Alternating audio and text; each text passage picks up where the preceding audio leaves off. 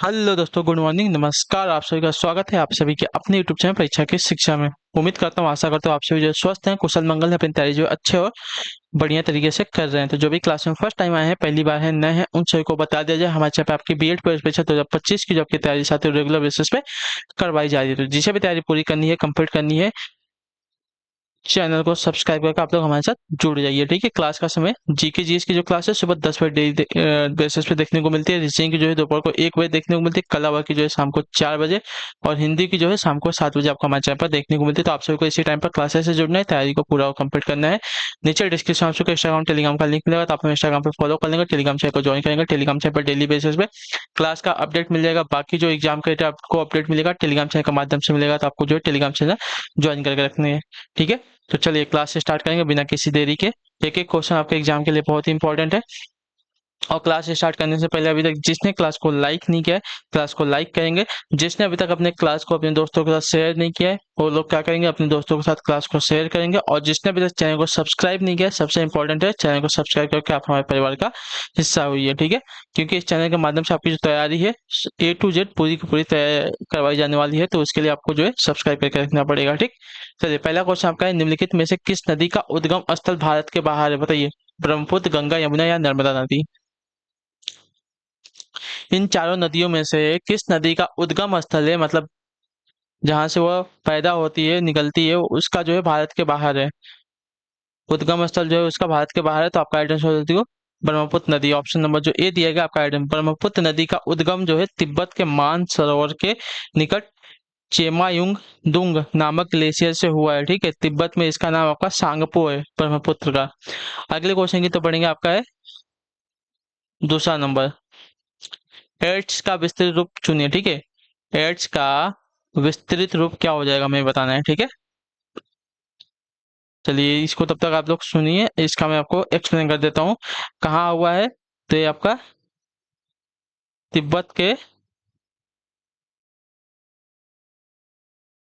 मानसरोवर के निकट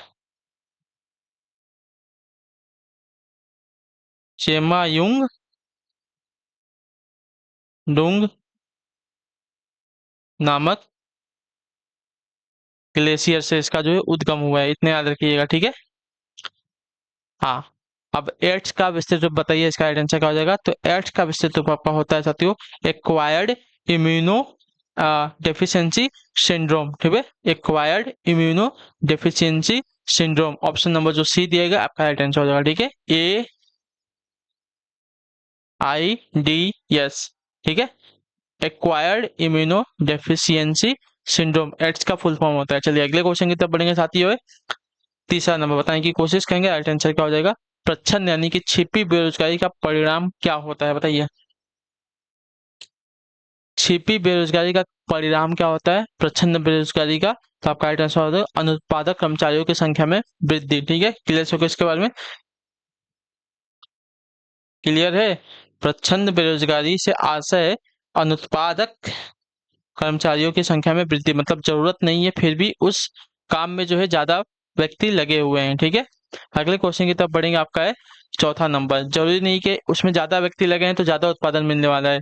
आप एक व्यक्ति भी लगाएंगे तो उतना ही उत्पादन मिलने वाला है, 4 व्यक्ति लगाएंगे तो भी उतना ही उत्पादन मिलने वाला है, उसकी बात कर रहे हैं। ठीक है, चंबल नदी किन राज्यों से होकर बहती है। तो चंबल नदी की अगर बात की जाएगी साथियों, तो आपका देखिए चंबल नदी उत्तर प्रदेश, मध्य प्रदेश और राजस्थान से होकर बहती है। ठीक है, उत्तर प्रदेश, मध्य प्रदेश और राजस्थान से होकर बहती है। तो ऑप्शन नंबर जो सी वाला दिया गया आपका right है। चंबल नदी का प्राचीन नाम आपका चरमाती है। यह नदी जो है जाना पाव पर्वत मऊ से निकलती है। ठीक है, कहाँ से, तो जाना पाव, जाना पाव पर्वत से निकलती है। ठीक है, पर्वत मऊ से निकलती है। अगले क्वेश्चन की तरफ बढ़ेंगे, आपका है पांचवा नंबर।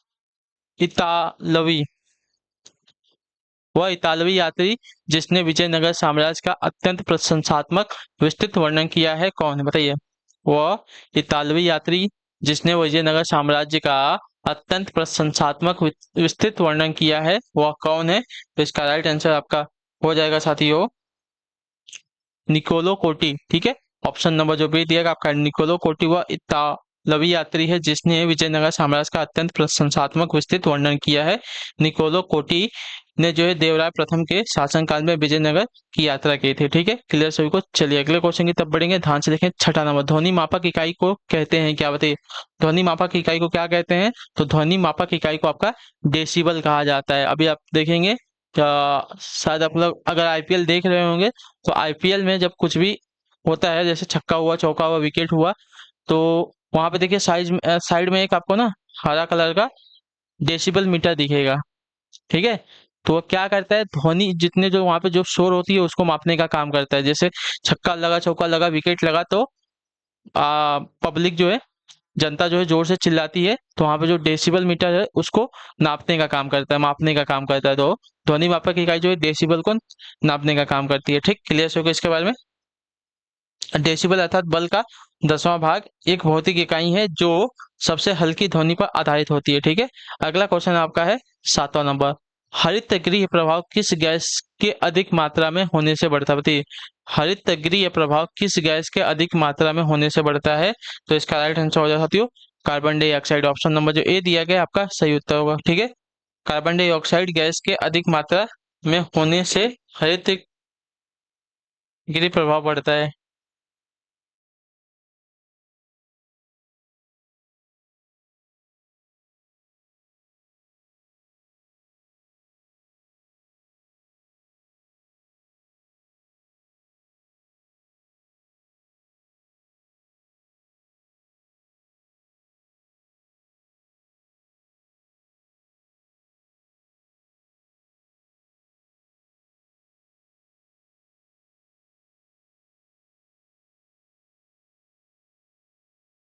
चलिए, क्लियर है।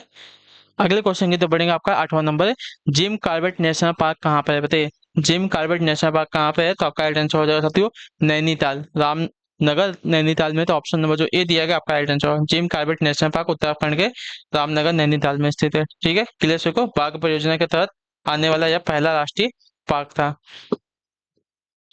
चलिए, अगला क्वेश्चन आपका क्वेश्चन नंबर 9, सुंदरवन क्या है? तो सुंदरवन की अगर बात करेंगे तो सुंदरवन आपका अ, गंगा ब्रह्मपुत्र का डेल्टा में स्थित है। ठीक है, तो ऑप्शन नंबर जो ए दिया गया आपका राइट आंसर है।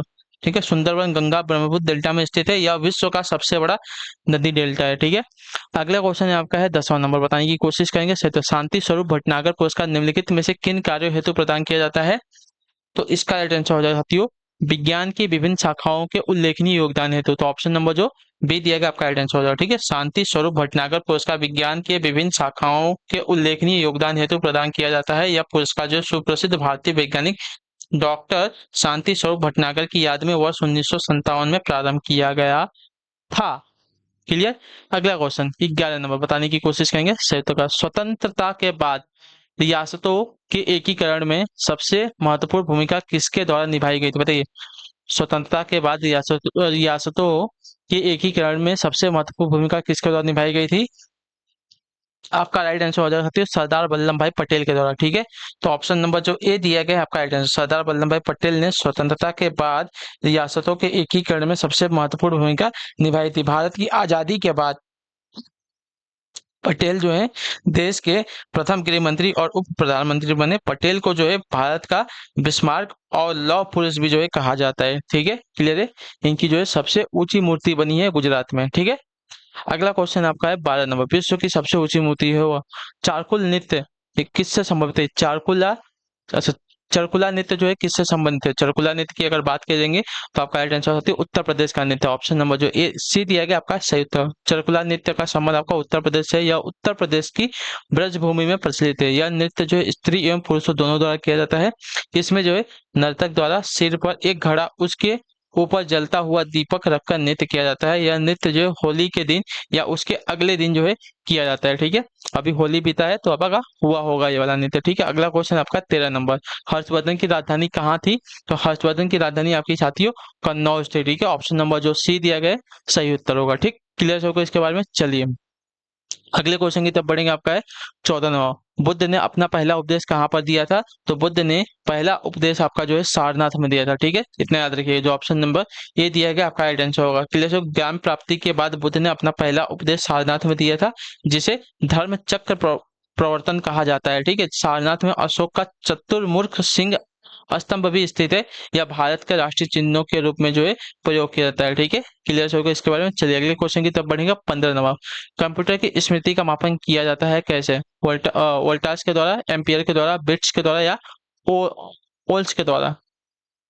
तो देखिए, कंप्यूटर की स्मृति का मापन आपका बिट्स के द्वारा किया जाता है, बिट्स। ठीक है, तो ऑप्शन नंबर जो सी दिया गया आपका राइट आंसर होगा। क्लियर होगा। चलिए अगले क्वेश्चन की तरफ बढ़ेंगे। आपका है 16 नंबर, गोभी, कालाहारी, आटाकामा, सहारा कहाँ है बताइए? सब्जी क्या है हमसे पूछे। ठीक है, गोभी, कालाहारी, अटाकामा, सहारा क्या है? सब्जी के नाम है, गलत, मरुस्थल है। ठीक है, तो ऑप्शन नंबर जो बी दिया गया आपका राइट आंसर होगा। क्लियर होगा सभी? सहारा विश्व का सबसे बड़ा मरुस्थल है, जो अफ्रीका महाद्वीप में स्थित है। अगला क्वेश्चन आपका ध्यान से देखेंगे। 17 नंबर बताने की कोशिश करेंगे, राइट आंसर होगा। जैन धर्म के 23वें तीर्थकर कौन थे बताइए? जैन धर्म के 23वें तीर्थकर कौन थे? तो आपका राइट आंसर यहाँ पे हो जाएगा साथियों, पार्श्वनाथ। ऑप्शन नंबर जो सी दिया गया है आपका राइट आंसर होगा। पार्श्वनाथ जो है जैन धर्म के 23वें तीर्थकर थे। क्लियर होगा इसके बारे में? महावीर स्वामी आपके 24वें थे, ऋषभ देव पहले थे। ठीक, क्लियर होगा इसके बारे में?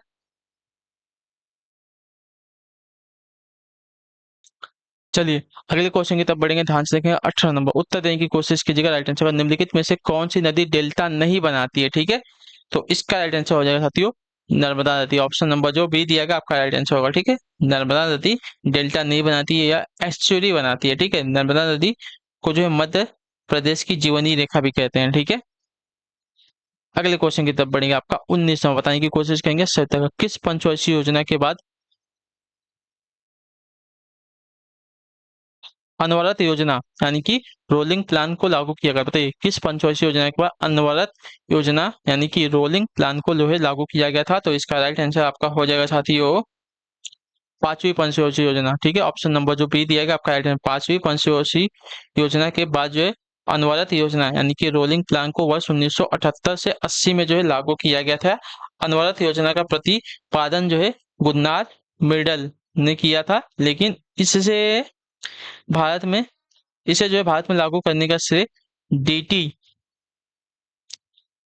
लकड़ा वाला को जाता है। ठीक है, चलिए अगला क्वेश्चन आपका है 20 नंबर, कौन सा कर जो है समाज के गरीब श्रेणी के समुदाय पर बोझ बनता है? बताइए, कौन सा कर जो है यानी कि टैक्स जो है समाज के गरीब श्रेणी के समुदाय पर बोझ बनता है? तो इसका राइट आंसर हो जाएगा अप्रत्यक्ष कर। ऑप्शन नंबर जो बी दिया गया आपका सही। तो अप्रत्यक्ष कर जो है समाज के गरीब श्रेणी के समुदाय पर बोझ बनता है। यह कर जिस पर आरोपित किया जाता है उससे न वसूलकर किसी अन्य व्यक्ति एवं संस्था से जो है वसूला जाता है। ठीक है, अगला क्वेश्चन आपका 21 21 number, doctor B R Ambedkar द्वारा किस अनुच्छेद को जो है संविधान का हृदय व आत्मा संदर्भित किया गया है? तो इसका राइट आंसर हो जाएगा साथियों, बहुत इंपॉर्टेंट क्वेश्चन, अनुच्छेद 32 को। ठीक है, संवैधानिक उपचारों का अधिकार। ठीक है, डॉक्टर बी आर अम्बेडकर ने जो है अनुच्छेद 32 को संविधान का हृदय एवं आत्मा संदर्भित किया है। इसे जो है संवैधानिक उपचारों का अधिकार भी कहा जाता है। यह अनुच्छेद सर्वोच्च न्यायालय को 5 प्रकार की रीटें जो है जारी करने का अधिकार देता है।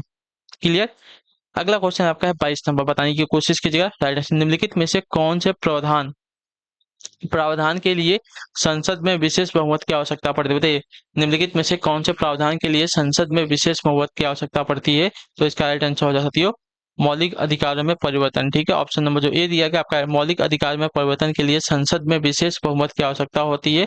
भारतीय संविधान के अनुच्छेद 368 में जो है विशेष बहुमत से तात्पर्य सदन की कुल सदस्य संख्या का बहुमत तथा उपस्थित और मतदान करने वाले सदस्यों को 2/3 बहुमत होता है। ठीक है, चलिए अगले क्वेश्चन की तरफ बढ़ेंगे। आपका है 23 नंबर, बताइए राइट आंसर का, किस अधिनियम ने जो है ईस्ट इंडिया कंपनी के व्यापारिक एकाधिकार को समाप्त कर दिया था? बताइए, किस अधिनियम ने जो है ईस्ट इंडिया कंपनी के व्यापारिक एकाधिकार को समाप्त कर दिया था? तो आपका राइट आंसर होगा चार्टर अधिनियम 1813 ने। ठीक है, तो ऑप्शन नंबर जो डी दिया गया है आपका सही उत्तर होगा। चार्टर अधिनियम 1813 ने ईस्ट इंडिया कंपनी के व्यापारिक एकाधिकार को जो है समाप्त किया था। केवल चीन के साथ एवं चाय केवल जो है चीन के साथ एवं चाय के व्यापार पर कंपनी का एकाधिकार को जो है सुरक्षित रखा गया था। ठीक है, अगले क्वेश्चन की तरफ बढ़ेंगे। आपका 24 नंबर, बताइएगा राइट आंसर होगा निम्नलिखित में से किस राज्य में जो है पश्चिमी विक्षोभ यानी कि वेस्टर्न डिस्टर्बेंस के कारण वर्षा होती है। बताइए, पश्चिमी विक्षोभ के कारण किस राज्य में वर्षा होती है? तो इसका राइट आंसर हो जाएगा यहाँ पे पंजाब। ऑप्शन नंबर जो ए दिया गया आपका राइट आंसर, पंजाब राज्य में पश्चिमी विक्षोभ यानी कि वेस्टर्न डिस्टर्बेंस के कारण वर्षा होती है। पश्चिमी विक्षोभ सर्दी के मौसम में उत्तरी भारत में आने वाला तूफान है। पश्चिमी विक्षोभ के कारण जो है उत्तरी भारत, पाकिस्तान एवं नेपाल में जो है बर्फ के साथ वर्षा होती है। ठीक है, चलिए 25 नंबर आखिरी क्वेश्चन, ध्यान से देख के उत्तर देंगे। पादप कोशिका भित्ति मुख्यतः किससे बनी होती है? बताइए, पादप कोशिका भित्ति जो है मुख्यतः किससे बनी होती है? तो इसका राइट आंसर हो जाएगा साथियों सेल्यूलोज से। ठीक है, ऑप्शन नंबर जो सी दिया गया आपका राइट आंसर। यह जो है बहुत ही जटिल पदार्थ है तथा सेल्यूलोज पौधों को संरचनात्मक दृढ़ता प्रदान करता है। कागज निर्माण में भी यह सेल्यूलोज का जो है प्रयोग किया जाता है। ठीक है, चलिए तो इसी के साथ जो आपकी क्लास है आज की यहीं पे पूरी होती है, कंप्लीट होती है। आई होप कि आपको क्लास जो है साथियों अच्छी लगी है, पसंद है तो क्लास को देखिए लाइक कर दीजिएगा, चैनल पर पहली बार तो चैनल को सब्सक्राइब कर लीजिएगा और अपना जो फीडबैक है नीचे कमेंट में बता के जाइएगा आपको क्लास कैसी लगी। ठीक है, क्लियर सभी को? तो चलिए हम आपसे मिलते हैं आपकी नेक्स्ट क्लास में। अच्छी लगे तो देखिए क्लास को लाइक करके ही जाइएगा और चैनल पर पहली बार अपनी तैयारी को पूरा करना चाहते हैं तो आप तो जो है चैनल को सब्सक्राइब कर लीजिएगा। तो हम आपसे मिलेंगे आपकी नेक्स्ट क्लास में, तब तक के लिए टाटा बाय बाय, जय हिंद, जय भारत। आपसे क्लास से जुड़ने के लिए बहुत बहुत ही धन्यवाद साथियों।